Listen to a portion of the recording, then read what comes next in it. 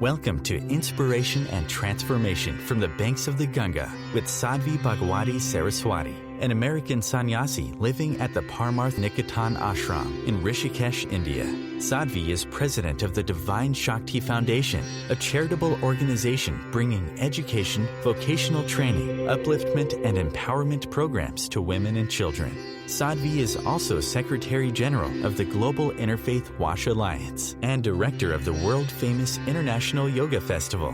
Join the musings of an American sannyasi as Sadhvi shares the wisdom and teachings of her guru, His Holiness Pujya Swami Chidanand Saraswatiji. Welcome, everyone, to Inspiration and Transformation from the holy banks of the sacred Ganga River in the land of Rishikesh, India. Success and spiritual development is the topic. And it's a wonderful topic because for most of us, we tend to see them as separate things. Success over here, spiritual development over there. But if we look for a moment at what success really means, what sort of success do we want? Why do we want success? Well, if you say to most people, okay, what's your definition of success? They'll tell you, okay, it's to be the president of this company or the CEO here or the head here. But if you take it deeper and you say, okay, fine, you are the president. Fine, you are the CEO. You are the head. Then what? Then they say, well, then I would have all of the financial abundance and therefore financial freedom. And you say, okay, then what? Well, then I wouldn't have to worry and stress so much about making the money. Okay, then what?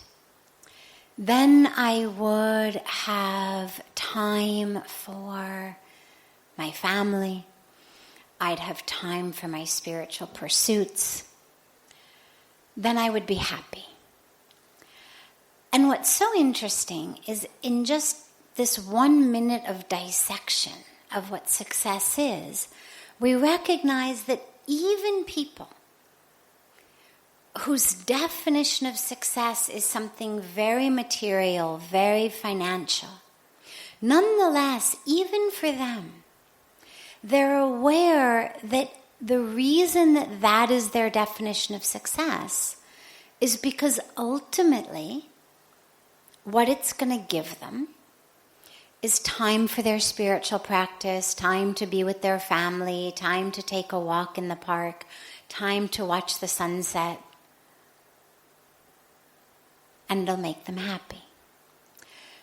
If we recognize that we actually can go straight there,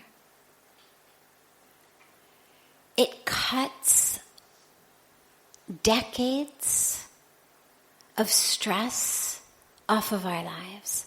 It's like that great parable of the investment banker or big businessman, or choose your top profession of choice. And he goes on vacation to this beautiful beachside village. And one day he's sitting under a tree near the ocean and he sees a fishing boat come in, and the fishing boat docks and the fisherman gets off the boat. And this investment banker says to him, so what do you do? And the man says, I'm a fisherman. And he says, oh, but you've only got, 2 or 3 fish. And the fisherman says, yeah, well, that's enough. That's all my family needs. And the investment banker says, but there's so many hours left of the day, like it's still early. You could have stayed out. You could have kept catching more and more fish. And the fisherman says, well, why would I have done that since This is all my family needs. And the businessman says, well, because then, you could sell the extra, you get yourself a bigger boat, then every day you can make more, then you don't even have to go out. You can start a company of fishermen, hire the people, they'll go out.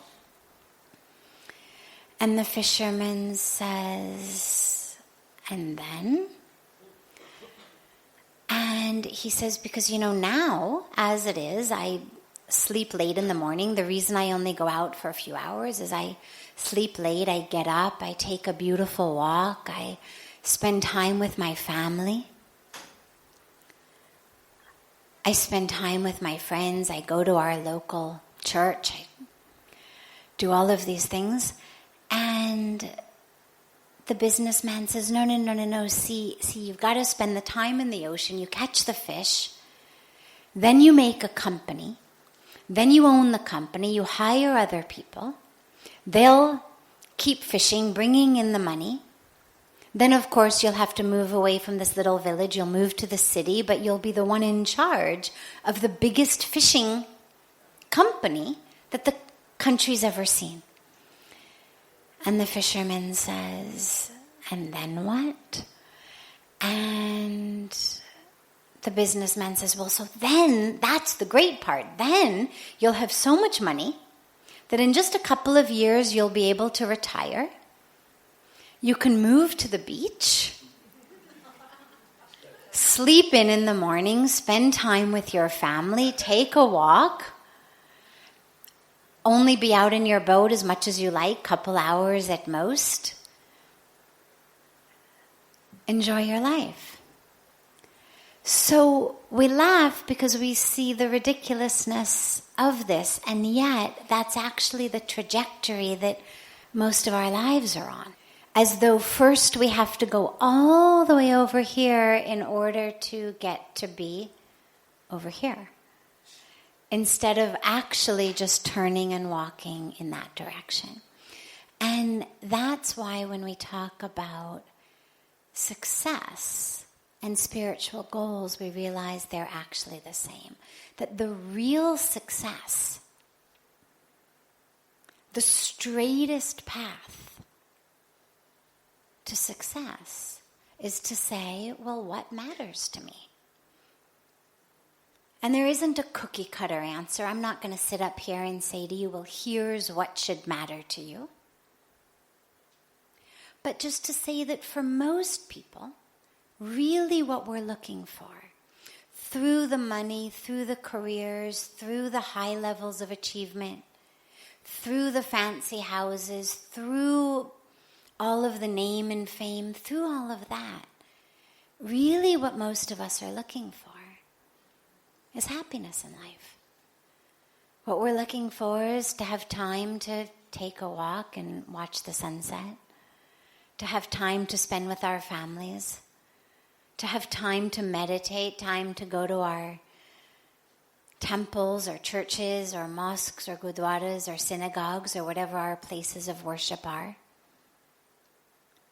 That's success.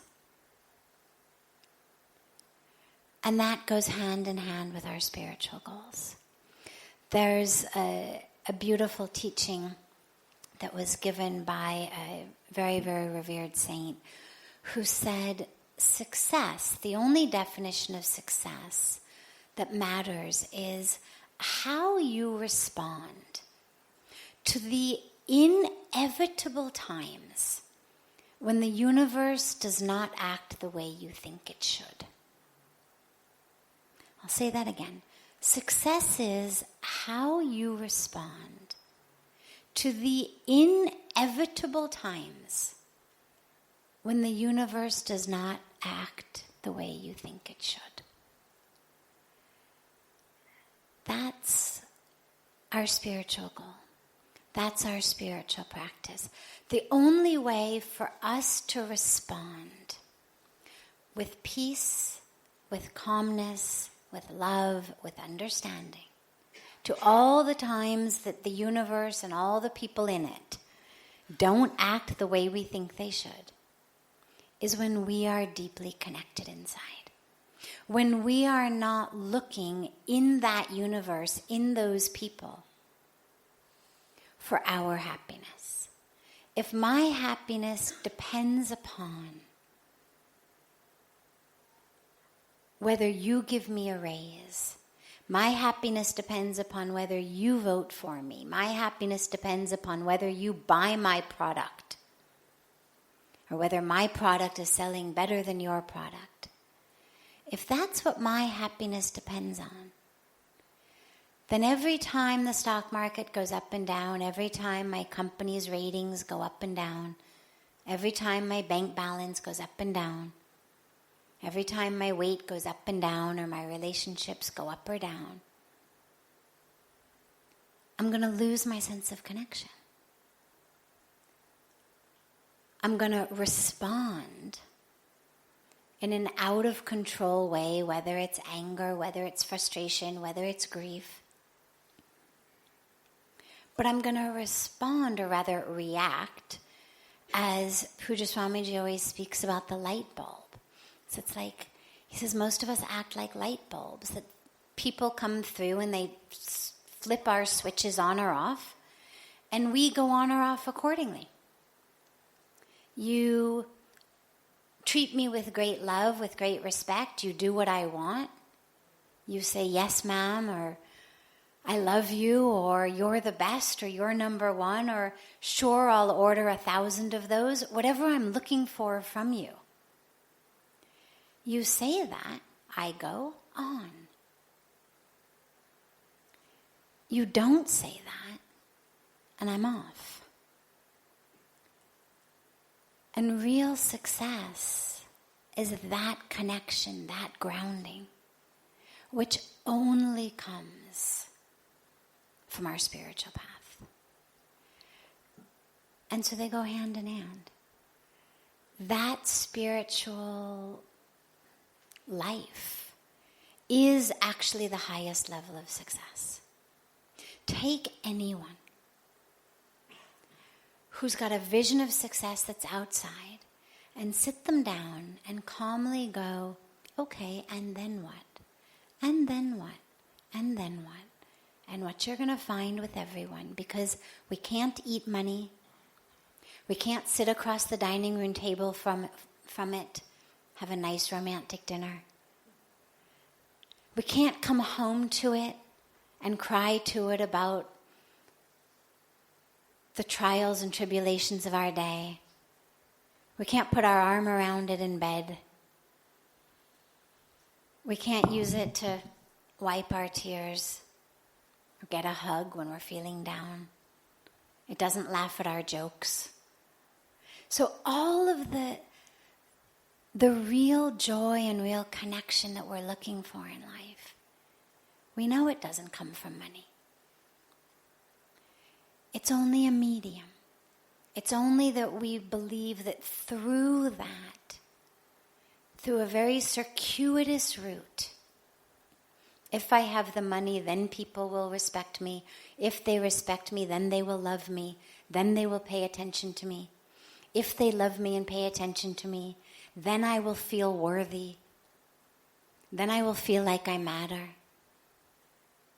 Then I will feel like it's okay to occupy my space on planet Earth. So all of what we do, under the title of success, whatever success means to us, is done with that goal in mind. So why not go straight there? Nothing wrong with being the president or being the CEO or having the money or having the houses. Nothing wrong with that. As long as we're not looking to it to give us that inner experience of peace, of joy, of happiness. You're listening to OTR-FM, part of the IOM radio network. Being a radio host on IOM FM allows you to build your show on a rich platform with the power of the internet to fulfill your outreach goals and connect with a very specialized and global online audience, unlimited by time and distance. OMTimes Radio will provide you with web relevance, a recognizable conscious brand, and with the standard of excellence that has accompanied every single Circle of Hearts Radio is a sanctuary on the airwaves. Join me, Grandmother Elia, in the circle on Sunday 2 p.m. Eastern as I share information to both enlighten and nourish your soul. Hi, this is Christina Ricci with RAIN. Every 2 minutes, another American is sexually assaulted. If you or someone you know has been sexually assaulted, you are not alone. Help is just a call or click away through the National Sexual Assault Hotline. Please call 1-800-656-HOPE, that's HOPE, or visit rain.org, that's RAINN.org. Brought to you by RAIN and this station. Welcome back to Inspiration and Transformation. I'm so glad to have you all back here with me. I did a personal study once. I'd been in India maybe a year and a half or so, and I had been so touched by what I saw in Indian culture of the real success, the real inner connection, the real emphasis on spirituality, on God, on divine connection, on service, on love. When I was back in America, I conducted this study, and the study was that I asked about 10 different people I knew, each of whom was at a personal level of great success in a whole bunch of different fields. So the CEO of a major billion-dollar company, a tenured professor at Stanford, a well-known Hollywood actress, a singer with songs in the top 10, a person who played basketball for the LA Lakers. You know, all of the different fields. Business, finance, Hollywood, academia, sports. And I asked each of them, I called them up, some on the phone, some I met with them. And in the midst of our conversation, just chatting, how are you, how is everything, nice to see you. In the midst of that, I asked them all one question. And the question was, are you happy? And that was my study. And what I got back from every one of them was either I will be happy when. And of course, they had different fill-in-the-blanks, and it was everything ranging from the kids finally go off to college to I finally get this raise, or I finally get the promotion, I finally lose the weight, my husband finally gets the promotion, or I would be happy if the kids would only clean up their room, my husband would work less, there weren't so much traffic. Whatever it was, but every single one of them, people who had reached the absolute pinnacle of what the rest of the world is killing themselves to get to. And they were still one thing away from happiness. And this is what happens to us. When we go this route to get here, there's always something still between us and the goal. There's actually many things, but in our mind, we always think it's just one thing. Then, of course, we get that, and then it's one more thing. Just I have to get this degree, then okay, just I have to get that job, then okay, just this promotion, then okay, I have to reach here. This much acclaim, this much renown. I have to reach that level. Utilize this amount of my skills, then I'll be happy. But when we keep going at it from that way, there's always one thing between us and real happiness, which is the real success. That's the whole point. What's the shortest route to actually where I want to go? And the last point I want to mention on this, just for clarification's sake, is there's a very big difference between the happiness I'm talking about and the decadence or hedonism or numbness of eat, drink, and be merry. The shortest distance for some people in happiness may be a couple of shots of alcohol or some drugs or a one-night stand, or, there's really short distances for some people for what they identify as happiness. But that's not the happiness we're talking about, because it doesn't last very long. You have to keep doing it. And it's a happiness that actually takes you out of yourself, not into yourself. That's a happiness that's, oh great, for 6 hours I didn't think about the hell that my life has become. Oh great, for that one day or one night I didn't remember the pain that I'm living. That's not happiness. That's escapism, that's denial, that's numbness. Do it too frequently, that becomes addiction. When we're really talking about happiness, what we're talking about is the state in which we sit with our eyes closed, with our eyes open, on the banks of Ganga, somewhere else. And in that space, we're actually able to experience joy. We don't need a funny movie to be on. We don't need a drink in our hands. We don't need to be working on something that somebody then is going to approve and then we become successful. But just with where we are in that moment, we're actually able to experience joy and gratitude. That sustained level of happiness, the happiness that doesn't go up and down based on traffic patterns or weather patterns or stock market patterns, doesn't mean that we're indifferent to the world, but it just means that our core level of inner peace is consistent. And the shortest route to that is our spiritual practice.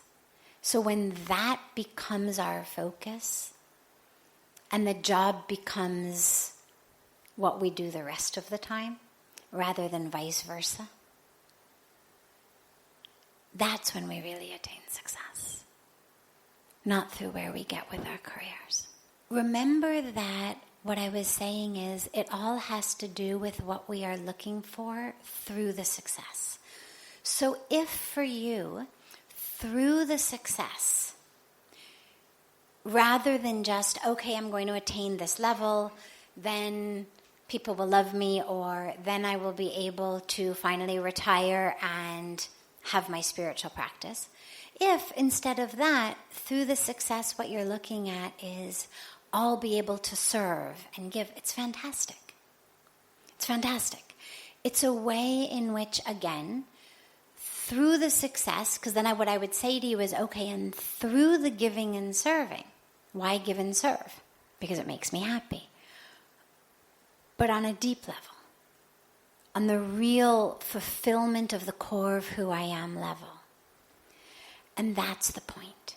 And that's even a higher level of what we're looking for through the success, because then it's not just I become happy through taking walks and being with my family and enjoying my life, but I become happy through the service of others, which is what we'll call a higher level of happiness. So utilizing, then again though, the job is still, as I was saying, it's a means to an end. It's not this success in and of itself is going to make me happy. But through this, I become able to serve. That's the whole point of our lives.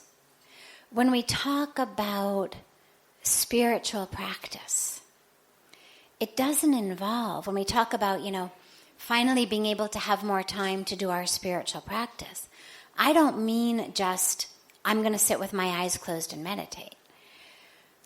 For all of us, spiritual practice means service.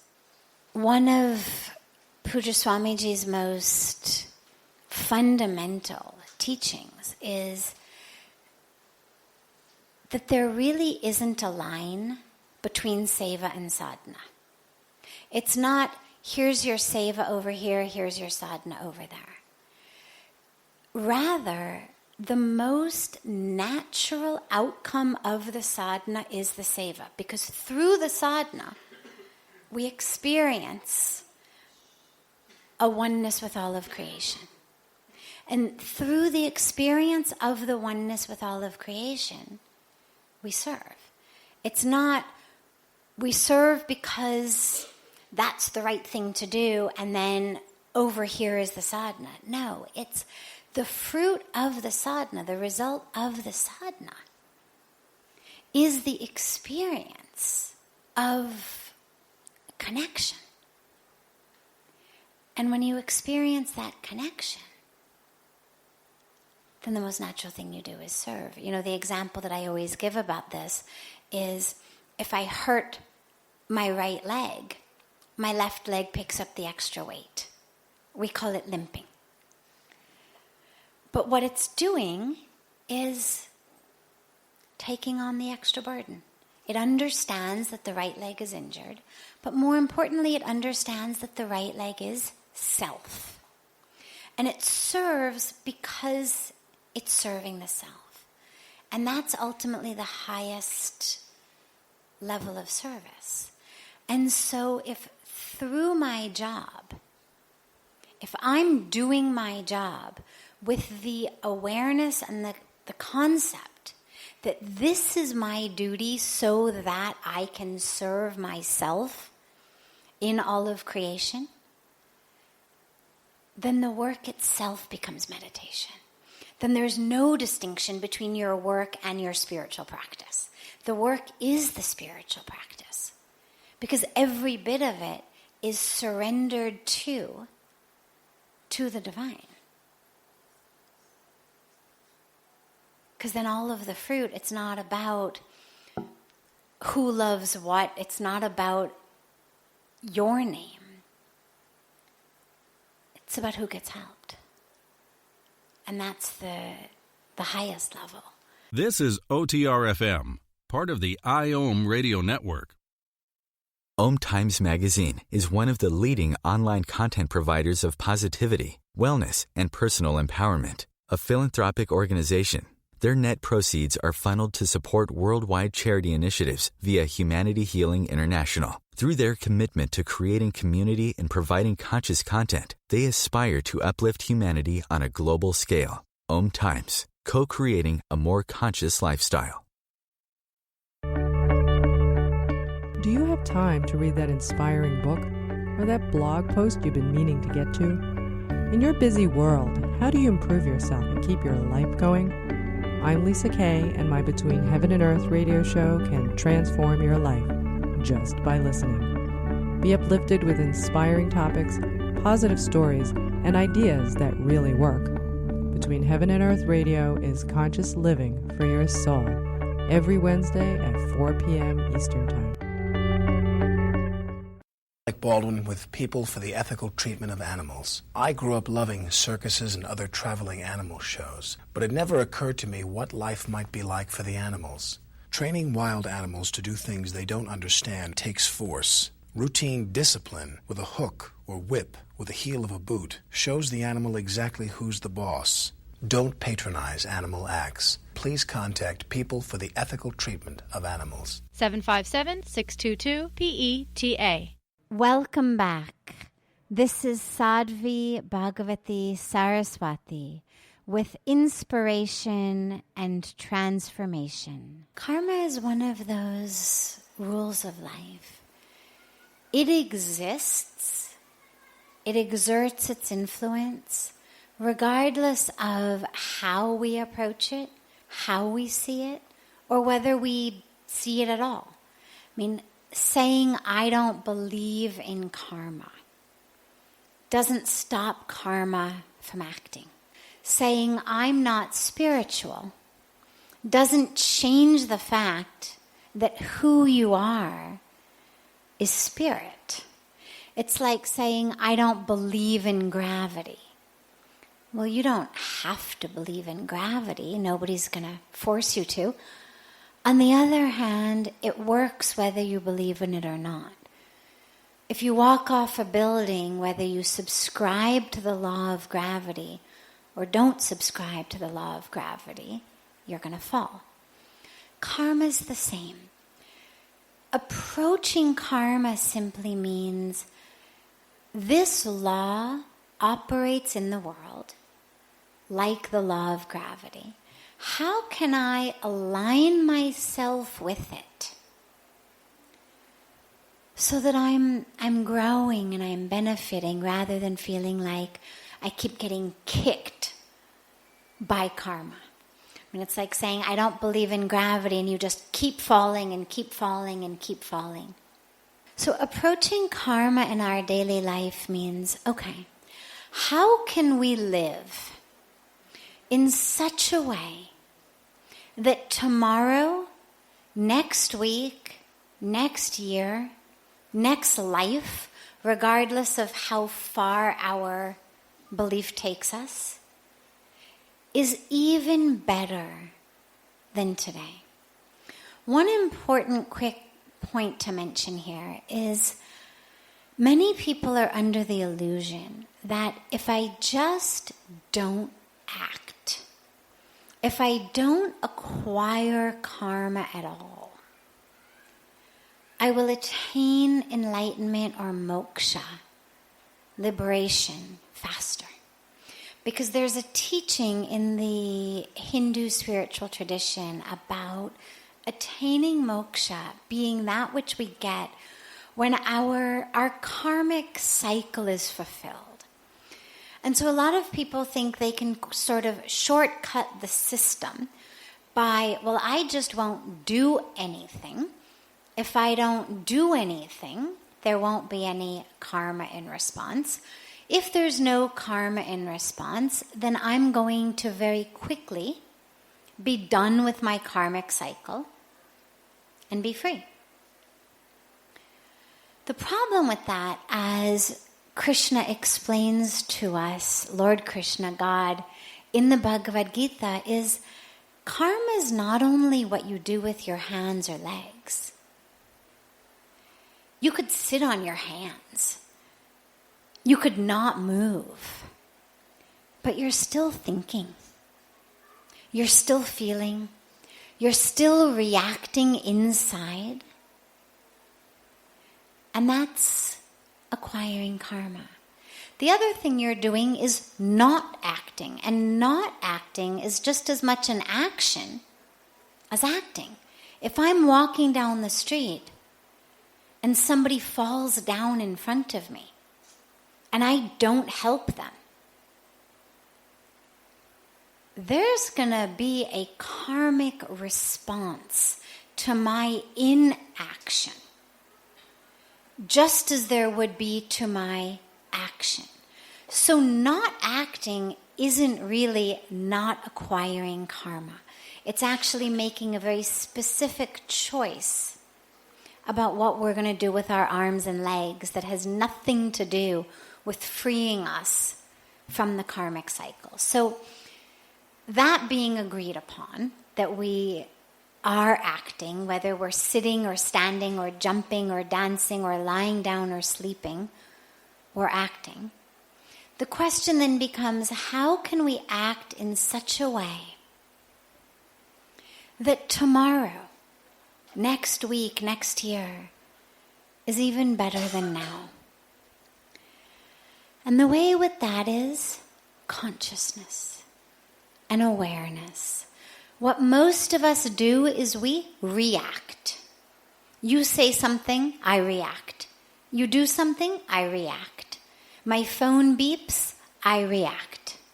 The guy cuts me off in the traffic on the freeway, I react. That's how most of our lives go. We're not planting conscious seeds for tomorrow. All we're doing is reacting. The way to approach karma is to say, well, all right, everything I'm doing is planting a seed. So what are the trees I want to have in my life tomorrow? Apples, peaches, oranges, strawberries, pumpkins, sunflowers, roses. Doesn't matter, there's no objective better or worse. The universe does not prefer one fruit over another. But each of us comes onto this earth with a different karmic package and therefore with a different dharma. And when we talk about dharma, it's translated very frequently as just righteousness or the right path. But really what we have is we've got universal dharma, which absolutely is righteousness. So it's things like honesty, integrity, nonviolence, compassion, the stuff that pretty much applies to every person in every situation as the right path. There's very few situations that we could look at and agree violence or dishonesty or lack of integrity or abuse or cheating were the right path. But that's universal. That's like saying each of us is cut from the same cookie cutter, that each of us has exactly the same dharma to fulfill, and we don't. And that's another very deep teaching from the Gita, is when Arjuna says to Bhagavan Krishna, forget it. I mean, this is how the Bhagavad Gita starts. There's a battlefield. Most of you know this, but I'll take 30 seconds for those who aren't familiar with it. There's a battlefield. There's very clear good guys and bad guys. The Pandavas, outnumbered, are the good guys. The Kauravas, many more in number, are quote-unquote the bad guys, except they're really not, because they are actually the family of the Pandavas. They've simply been co-opted by Duryodhana, who is greedy and egoistic, and although not physically blind like his father, is blinded by his greed and his ego and his arrogance and all of this. So we've got this battlefield. And Arjuna is about to fight to restore the balance. Lord Krishna is his charioteer. They get into the middle of this battlefield before the war, and Arjuna says, forget it. Forget it, I take it back, I don't want to fight. These are my family on the other side. My uncles, my teachers, my cousins. Forget it, no amount of land is worth shedding the blood of your family members. Remember, Arjuna, it's from the good guys team. So he's got the right universal dharma. Non-violence, generosity, compassion. Let it go, it's okay. And yet, he's also got his individual dharma, which is his role as a warrior. And Bhagavan Krishna takes him and says, no, you are not going to run away. Not because violence is right, not because this piece of land is so important, not because the blood of your family should be shed, but because your individual dharma is as a warrior to restore righteousness to the land, to fight evil and bring back good. That is your individual dharma. And you must fulfill it. So when we look at how we approach our karma, it's very important not only to look when we're planting our seeds at what's universally right, but also what's right for me. So universally, apple trees, peach trees, strawberry bushes, sunflowers, roses, jasmine, they're all wonderful, each in their own way. Some have juicy fruit, some have fragrance, some are just beautiful. The universe has no preference. The universe doesn't say an apple tree is somehow inherently better than a rose bush, that it's somehow of a higher level of evolution. No. And yet, the dharma of an apple tree is to bear apples. The dharma of a rose bush is to give fragrance.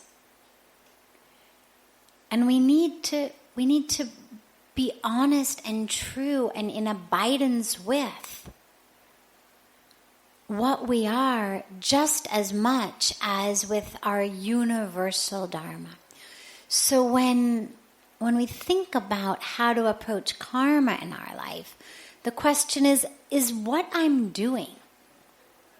Are the seeds that I'm planting today going to bear not just any fruit tomorrow, but are they going to bear the fruit that is where I, as who I am, I, as the dharma that I've come into this world with, am meant to fulfill, meant to experience. This is OTR-FM, part of the IOM radio network.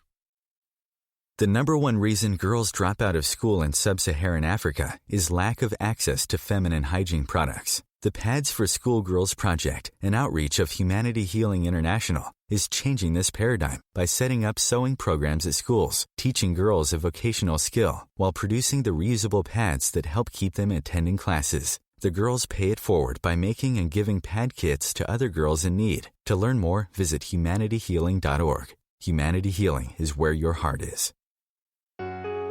Circle of Hearts Radio is a sanctuary on the airwaves. Join me, Grandmother Alaya, in the circle on Sunday 2 p.m. Eastern as I share information to both enlighten and nourish your soul. When I broke my foot, for leaving me alone when I wanted to be alone. And now, as a grown-up, I'm thankful for being able to take care of you, my dear mom, for taking you to your therapies, for understanding that sometimes you simply want to be alone. Roles change without us noticing. That's why AARP gives you the information to provide even better care for your loved one. Visit aarp.org/caregiving. Brought to you by AARP and the Ad Council. Welcome back. This is Sadhvi Bhagawati Saraswati, and thanks for coming back and joining us for more of inspiration and transformation. Another piece of this is, particularly in Indian society, you'll hear a lot of people say things like, well, my business is a failure, my health is a mess, my spouse left me, my kids don't even ask, everything's a mess, but I guess it's just my karma. I guess it's just my stars. I guess it's just whatever God wanted for me. And while that helps us stay peaceful and stay calm in the present situation, it's not really the full picture. Yes, where we are today is the sum total of our past karma. The fruits in our lives today are due to the sum total of what we've done earlier in this life, in previous lives, if you believe in past lives. That's what's brought us to where we are today. But for tomorrow, for next week, we are creating it today.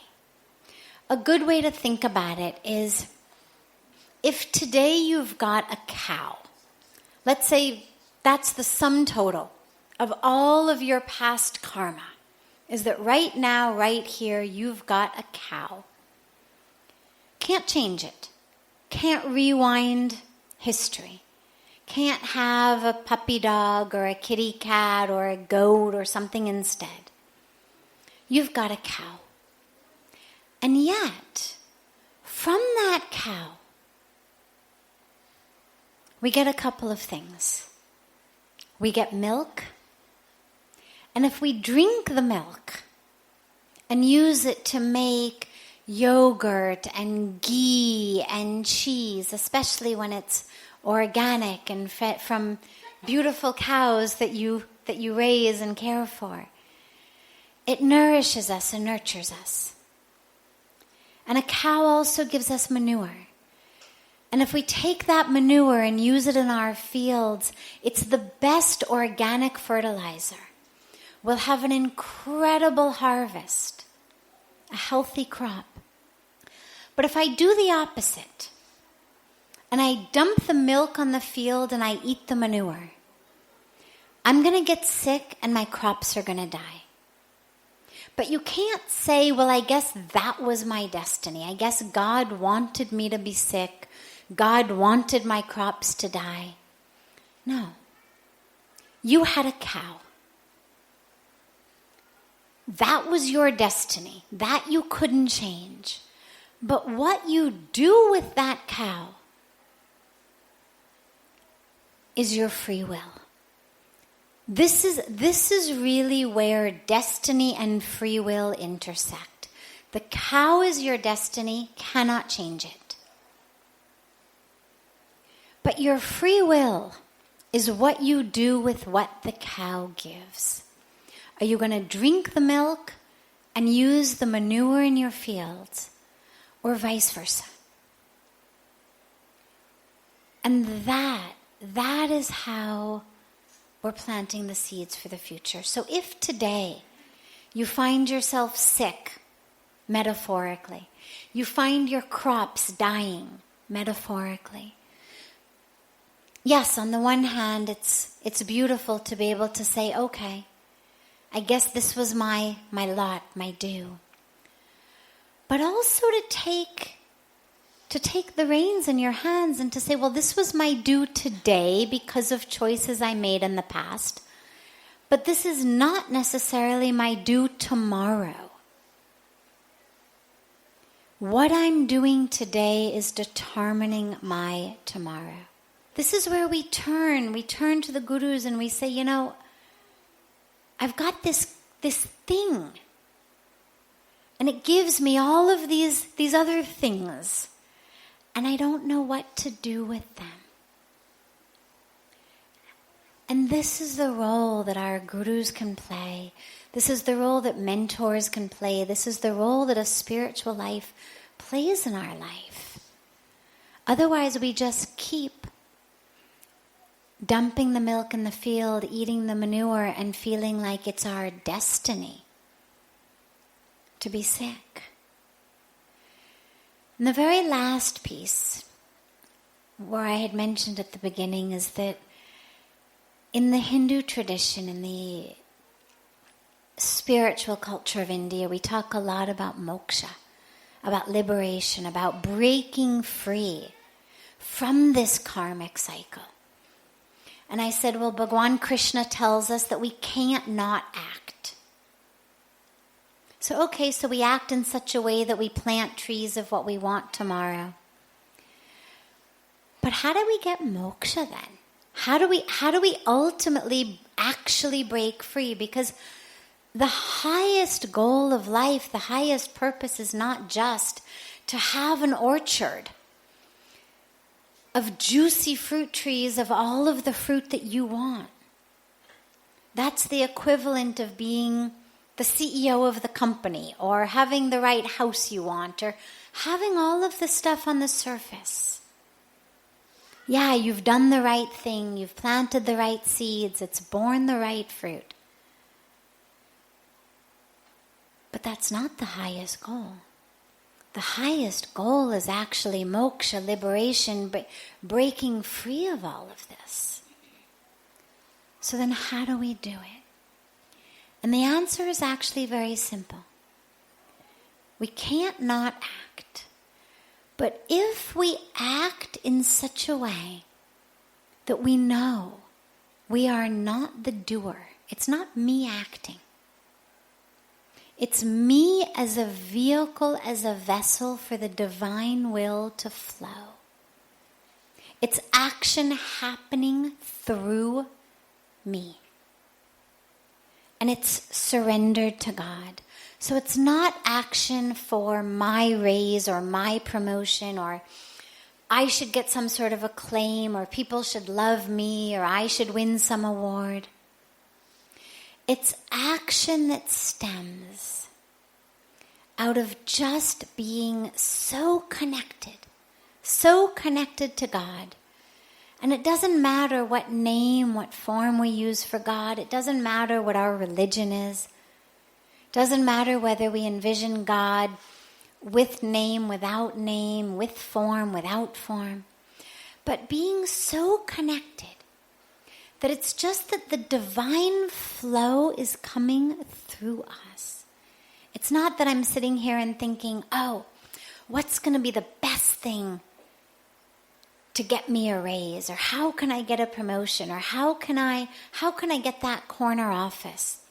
How can I become the highest? How can I earn more money? Not that. But rather that my life becomes dedicated to being so connected to God that it's just that God's will flows through me. I'm just a vehicle. I'm a vessel. I happen to have arms. I happen to have legs.